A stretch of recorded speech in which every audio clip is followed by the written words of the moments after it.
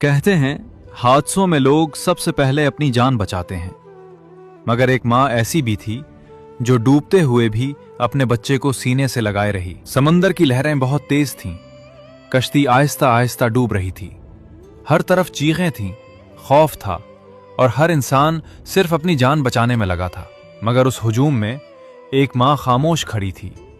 उसने अपने नन्हे बच्चे को और ज्यादा मजबूती से सीने से लगा लिया, जैसे वो मौत से भी कह रही हो, मेरी जान ले लेना मगर मेरे बच्चे को कुछ ना होने देना। और फिर वो खुद पानी में डूब गई, मगर आखिरी लम्हे तक अपने बच्चे को अपने बाजुओं से जुदा ना होने दिया। यही माँ होती है जो अपनी आखिरी सांस तक खुद से पहले अपने बच्चों के बारे में सोचती है। माँ सिर्फ जन्म नहीं देती, वो हर लम्हा अपनी मोहब्बत से जिंदगी देती है।